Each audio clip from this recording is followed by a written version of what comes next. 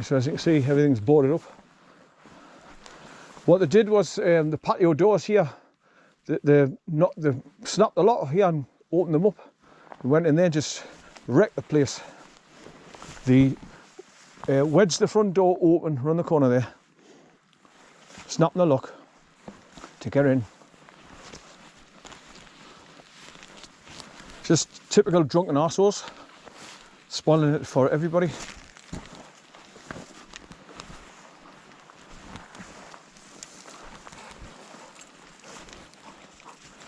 Good boy, son, good boy. Right, so that's the views that you've got from looking out of the cottage here. So the bedroom upstairs, people looking out the window there, got all those lovely views straight across.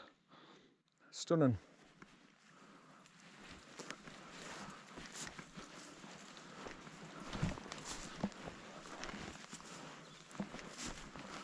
Right, now what they used to do with the scouts, they would take them in there and show them how to camp and that, because there was evidence of where they were camping. Put the, how son? Yeah, come on. Come on, we're going this way. How son? Right, here's a lock-up shed. Good boy, son, good boy. There was a board here with all the photos. That's the outset here with the place. There's photos of people that used to come here. Come on in, away. Good boy, son, come on in. So all this is out of the building. There was family cabinets and the board here with all the photographs stuck to it. Beer bottles, once again, empty beer bottles there. Old barbecue, throwaway barbecue. Just didn't give a shit. Just wreck everything in the wake. Right, so that's WHITEBURNSHANK cottage as it stands now, wrecked, boarded up.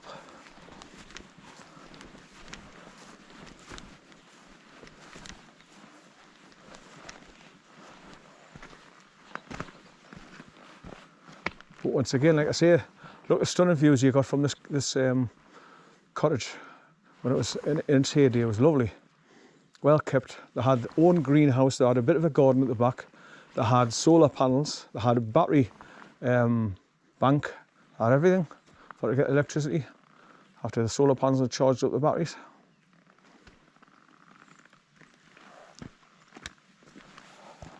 Right, let's make our way up round this bloody S-bend.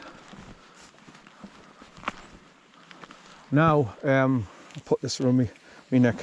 Now, because the battery hasn't beeped off yet, I'm just going to stop it anyway and put a new one in for this second part of the journey. Right, so that's a new battery put in. Took the old one, I took that one out because obviously it hadn't beeped off yet, and I said when I get to the cottage I would take it out if it gone off, even if it has, you know. I just want to make sure there's plenty of life in battery for recording audio and video, so I'm not relying on the battery getting too low on charge.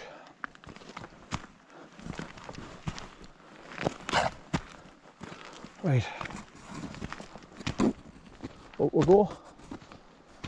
And it's just in this little copse on the right where they took the scouts in there to just teach them how to camp.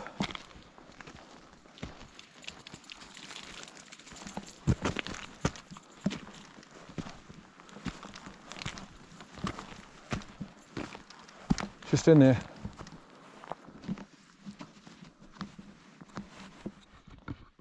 There was like wood frames in there where they used to tie the ropes off to. There was bits of temporary matting, fat matting. I don't know what that was for, but just all signs of going in there and teaching them to camp. There's one of them blue plastic chairs in there, so he's taking one in there. So anybody coming up here to do a wild camp in this copse, they've obviously took that chair in there to sit on at the campfire.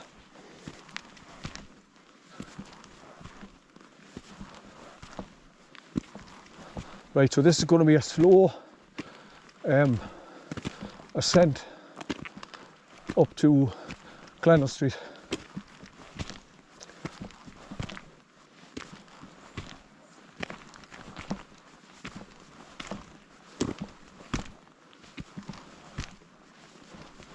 I mean, what I could do is call the dog back and put him on his leader and deliberately let him drag us up the hill. That would be an idea. But as you can see, you get to the top of here and it bends around to the left, then it bends around to the right and goes up again. So it's mostly uphill, steep on these loose stones to get to the top. And because I haven't been up here this way for a long, long time, I thought, well, I might as well record it while I'm up here again, just to see if there's anything new, like cleared roads or big ditches in the road or wherever. Because obviously people will come down here in the 4x4s and go down the cottage and park in that gap just after the cottage on the left.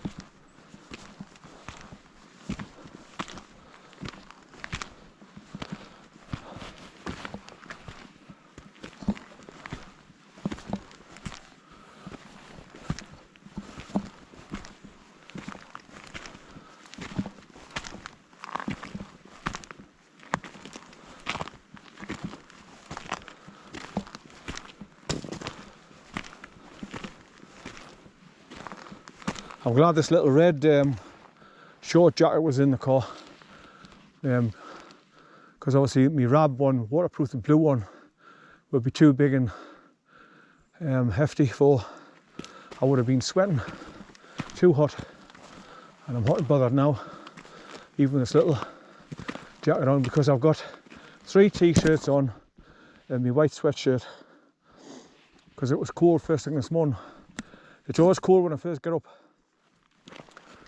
Till I garden downstairs, put the heating on, start getting my clothes on, and get a hot drink of, I like an OXO, so I get a hot drink OXO to heat my body up before I come out. Right, so here's the next bend round to the right, looking up again.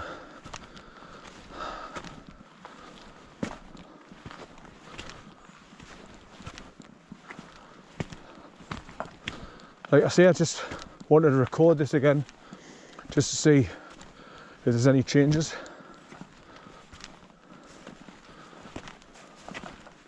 And there should be no sheep up here at all, because it's not sheep grazing land. It's not the flat farmers' fields at the bottom. This is all just stone tracks and where they chop the trees down. So there's no nourished grassed areas for sheep to chew on.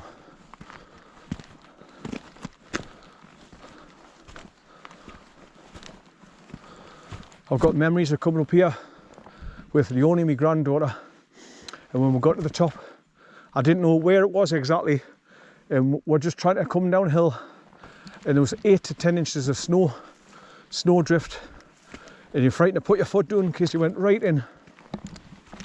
The dog cut his paw, so I had to abandon the idea and go back along CLENNEL Street back to Kidland Cottages, and abandon the idea of coming down to WHITEBURNSHANK Cottage. Good boy. Come here, here. Come here. Come here. Here. Good boy. Stay there. Stay. Good boy. Right, there you are. Just get used to it so you're not on your leader, son. There you are. He's a good boy. Lovely lad. Good boy. Right, go on. So once again he stayed put, he didn't run when I called him over. He's very unpredictable. Other times he puts a dead cheeky look on his face and he's thinking, bugger that, I'm off, and he runs away from us. But other times, like now, he comes right next to us and allows us to stroke him. So you cannot predict what he's going to do. When he puts that daft cheeky look on his face, I know that I'm not going to get him close enough to grab him and put him on his leader. He's going to run off. And sure enough, as soon as I go anywhere near him, he's off. I know his face. I know the look.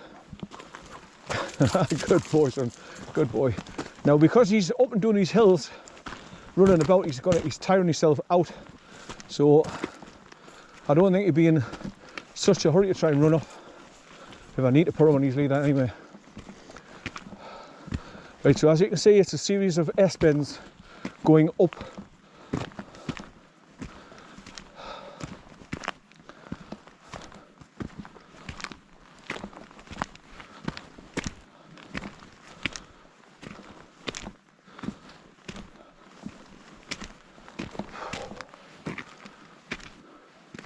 Right, so you get around this corner onto the straight, where it's uphill again.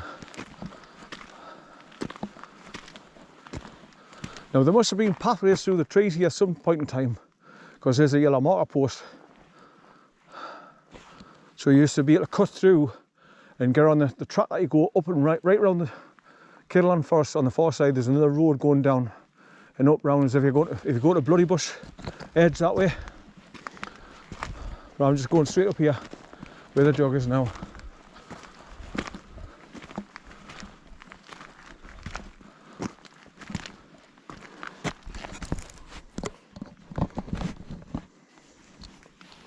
Just keep correcting me, the camera, because we're leaning forward.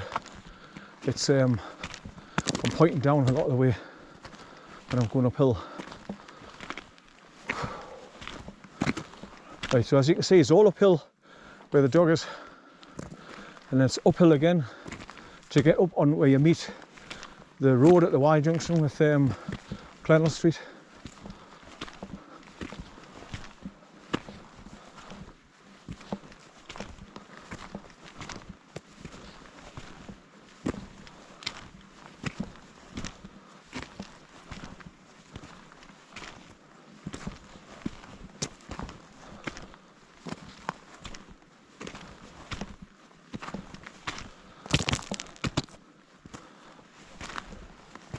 One of the videos that I uploaded to me, my new YouTube channel the other day,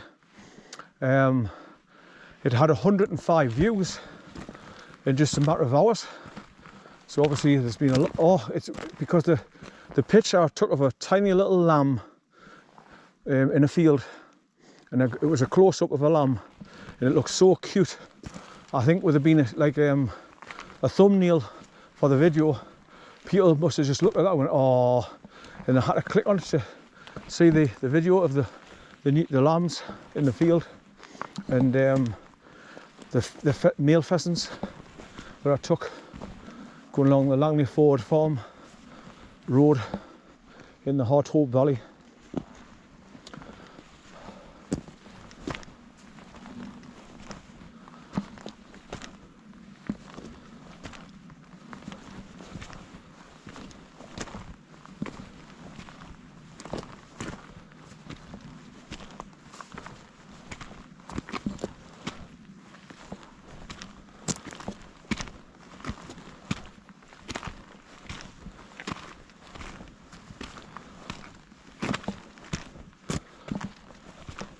Now, if I was to call him back and put him on his leader now, he would walk right next to it and not drag us, because he'd be tired now.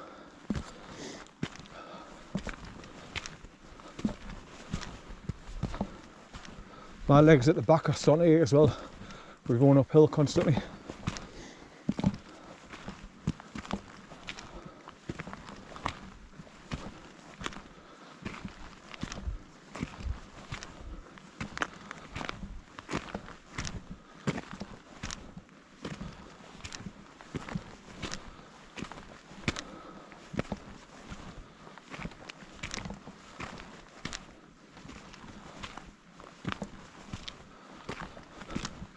Right, there's another double marker post up ahead, look, on the right.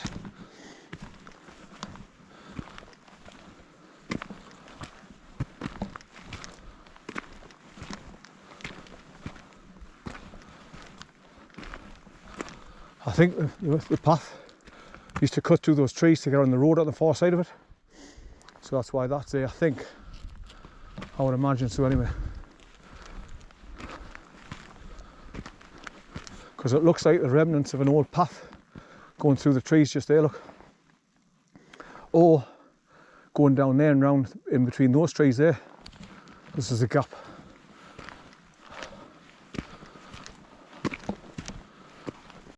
Right, my battery's just dead. It's just died. It just beeped and went off. It didn't do the beep, beep, beep, beep, beep. So I've got a new battery and put it in. So I've stopped dead while I'm doing it. And it come up with a bloody message again. I'm bloody sick of saying, please wait, repairing your file. So it took quite a while, but it says done now. And now I can start recording again. So all that footage back there coming up from WHITEBURNSHANK cottage, I mightn't have done it. It might have frozen like it's been doing of late. And it's pissing me off. Because you come out, you do the hard work, walking up a bloody steep bank past the cottage, only to get home, and when you go to play back your videos, they just freeze, and there's nothing to upload to your YouTube channel. It pisses you off. So this is a new battery, and I've just pressed record again, going down this to the left-hand bend. And this is exactly what I was worried about. That's why I changed out the battery back there at WHITEBURNSHANK cottage. So God knows how much video or audio and video I'm getting. I'm getting pissed off with doing this. Like, I probably end up having to buy a new GoPro 11 or 12 or something. Right. You don't know whether it's the micro SD card that's at fault. You don't know if it's the camera getting wet and damp and cold. So you may be spending a lot of money on getting another camera. There's nothing wrong with this one, because it's just the cards or something that you put in, or the battery's just not holding the charge. But I mean, the GoPro 12 batteries, 3 of them I've got brand new.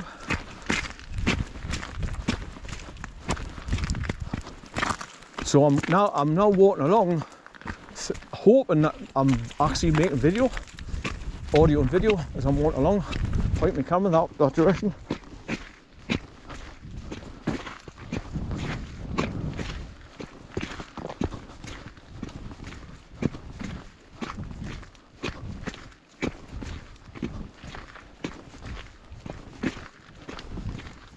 Right, so if you look up there to the left, follow the wire fence, you can see another climbing over turnstile to get over and come towards the road. Because like I say, there's 3 or 4 of them along the wire fence here.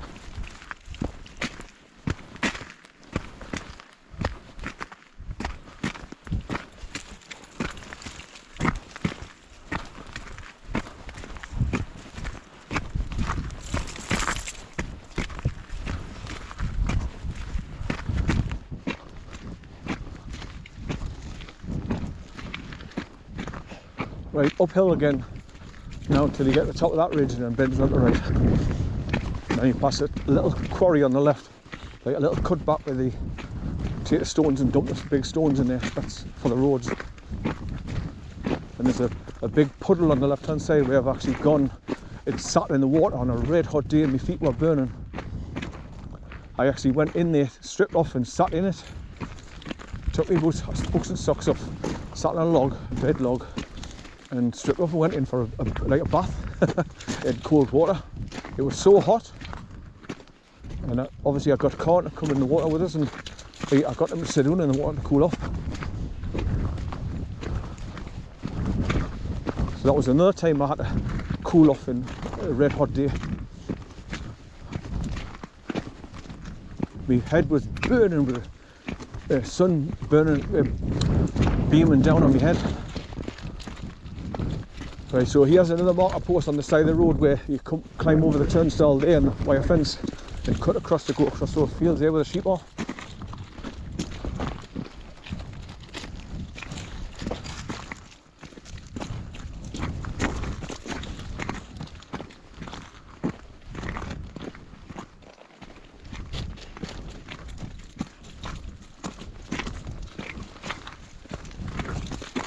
Right, so there's the marker post on the left, look. 75 yards up.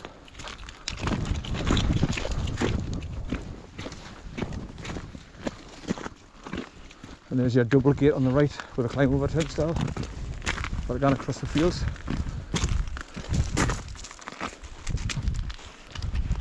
you wanted to drop over there and drop down to Fairhoff Cottage, you could go across there and drop down. Aye.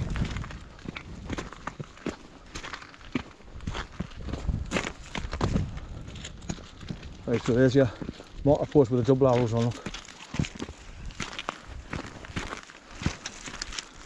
And there's your climb over turnstile with the arrow on it as well. Right. So all the piles of logs have gone now, so the road will hopefully return to normal. But all the stones get pushed to the sides, as you can see, with the big heavy trucks rolling over them.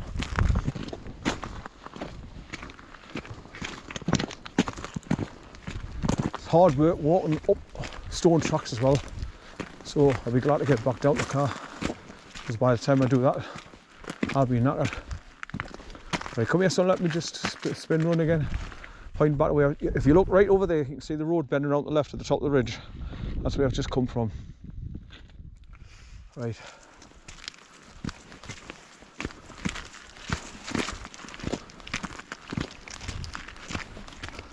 Right, now that we've gone away from the sheep and you can't see them, come here, I'll take you off your leader.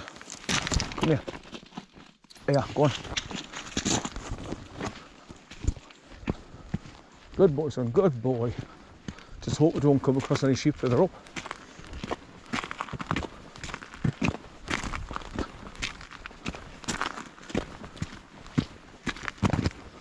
I don't think so, like, because like I say, it's just track road, like I say, there's no real good grazing land for sheep. So I'd be very surprised to see any up here.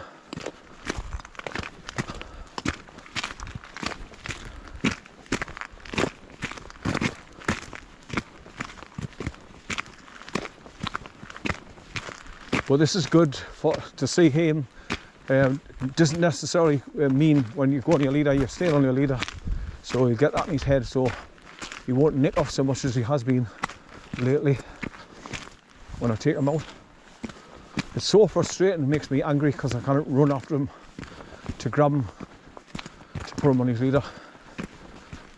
It makes me frustrated because we're having a stroke, I can't run, just walk with a limp. And not very fast. To think I had my stroke back in 2012. But like I say, I'm still thankful for small mercy because I didn't end up in a wheelchair like some people do. After a couple of weeks I got out my wheelchair and started walking again, grabbing a hold of railings between me two gardens, me and next door, where the house I used to live. And I started walking with a walking stick,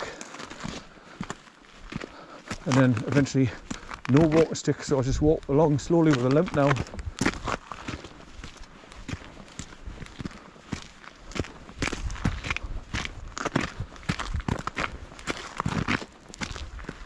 But the worst problem I've got now, this left hand won't come out of making a fist, just stays in a fist like all the time. Right, there's a mortar post over there with the yellow disc on again. First time I've seen that one.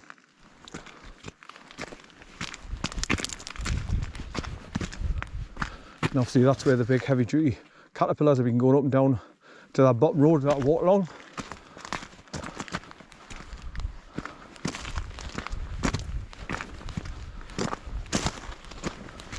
Hi son, hi. Right. Getting to the top of the ridge now, so it's downhill a bit now. Hi son! Right. Turn around or passing place here. Oh yeah, there. What are you doing over there, you? What are you doing? Oh wait. Go on, down you go.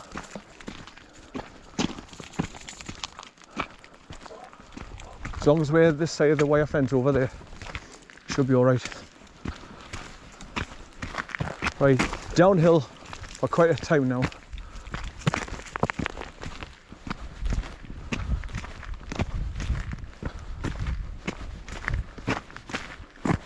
Then I go up, round to the right, uphill slightly, and past that other plantation set of trees there, where loads of trees had fallen down.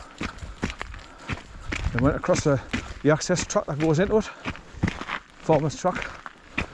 It blocked that off, you couldn't get in.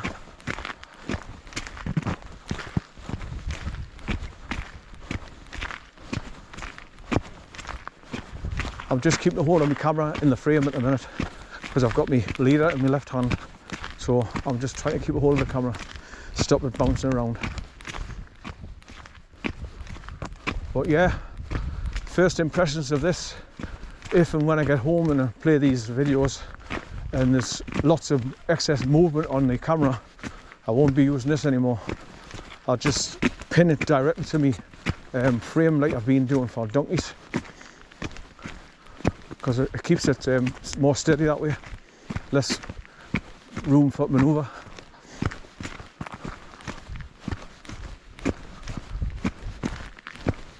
So I'm always looking down now, looking around to see if I can see any sheep in the field anyway, so I can call him back and get him on his leader before we get anywhere near him. So as we go down from Kirtland cottages, going back down towards the car, I'll put him on his leader then. So we'll just do the last mile back to the car on his leader, where he's still had tons of time off the leader and up and doing hills, and so he's had tons of exercise to run about. That's the whole point of bringing him out here, well away from people and townships, traffic, noise, other dog waters.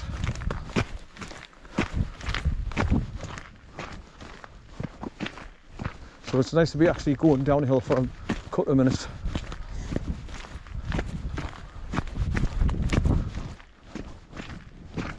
I first came up to Kirtland cottages, and this is the way I would go to